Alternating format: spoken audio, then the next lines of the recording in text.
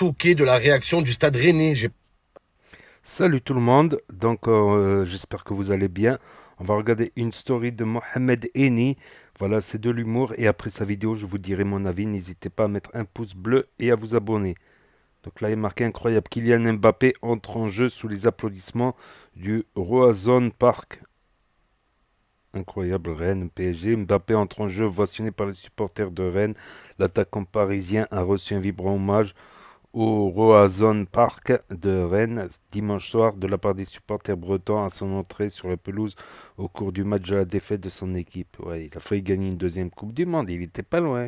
Alors, du côté de mon père, je suis choqué de la réaction du Stade Rennais. J'ai pas compris. Ils ont fait une ovation à Mbappé. Même pas une ovation, ils ont fait une fellation. C'est la vérité. Oh, les Rennais, faut arrêter de sucer. Oh, c'est fini la Coupe du Monde. Faut passer à autre chose. Le PSG, c'est vos adversaires. C'est vos concurrents, même directs en plus. La vie de ma mère, je comprends pas. Et vous ovationnez quoi? Mbappé, il a même pas gagné la Coupe du Monde. Il serait champion du monde, à la rigueur. Même là, je comprendrais pas, mais il a même pas gagné la Coupe du Monde. Qu'est-ce que vous faites? Vous avez craqué votre slip. Voilà, les Rennais. Vous avez tellement pas de joueurs à ovationner que vous ovationnez les autres joueurs tellement il n'y a pas de joueurs connus dans votre équipe. C'est la vérité. Oh, les supporters, ils ont enlevé leur calbar et l'ont jeté sur la pelouse. Arrêtez un peu, on n'a jamais vu ça dans l'histoire du foot. Même quand Ronaldinho, il se fait ovationner à Bernabeu, c'est parce qu'il avait fait un gros match. Il avait fait un super match, un match de malade. Il avait mis un doublé, je crois, les gars. Et à la fin du match, ils ont fait une ovation. Ça n'a rien à voir avec la Coupe du Monde, la Copa d'América. Ça n'a rien à voir. Qu'est-ce qu'ils font, les Rennais, les gars? Quoi, l'OM aurait fait une offre pour le joueur brésilien Claudinho pour un montant de 40 millions. Eh, les Brésiliens, arrêtez de vous foutre de notre gueule. Oh là, qu'est-ce qu'ils font les Brésiliens? Ils prennent un joueur qui a un prénom ringard, Claude, d'accord?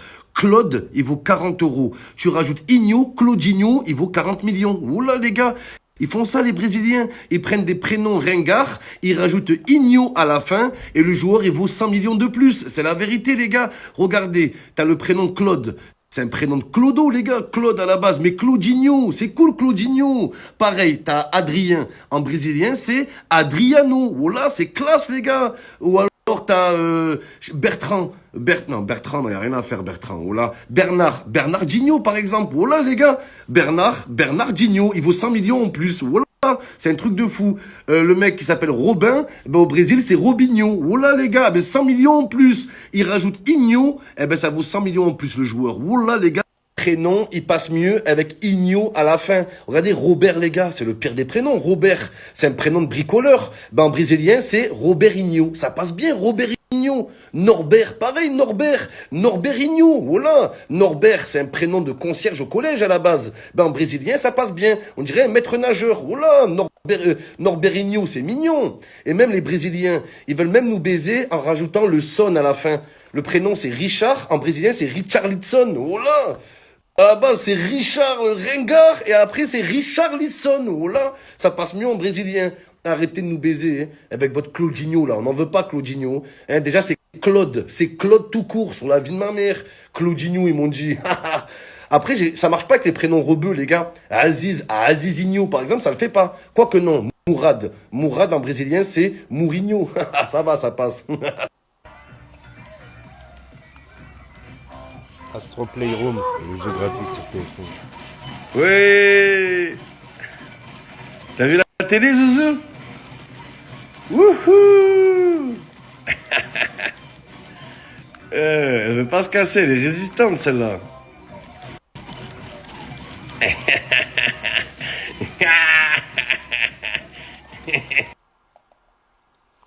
Richarlison, être éliminé de la Coupe du Monde, je pense que c'est pire que de perdre un membre de sa famille. Un truc de fou, les meufs, elles ont 40 origines. Va dire à une meuf, t'es de quelle origine? Elle va te dire, je suis algérienne, marocaine, tunisienne, je suis d'origine andalouse, j'ai un grand-père qui était samouraï et j'ai une tante qui est d'origine thaï. Wesh, oh là, oh t'es une meuf ou t'es un sandwich au bout d'un moment? Toutes tes origines, c'est des sauces. Oh là, je comprends pas. Sur la vie de ma mère. Algérienne, marocaine, tunisienne, brésilienne, andalouse, samouraï, chili thaï. Oh là, oh, c'est des origines ou des ingrédients? Ou c'est la composition de ton sandwich que tu nous dis là? Oh là, je comprends pas. Oh, c'est comme si je suis d'origine algérienne, andalouse, samouraï, chili thaï, mayonnaise, ketchup, sauce biggie. Oh là, c'est pas des origines. Ah, c'est incroyable.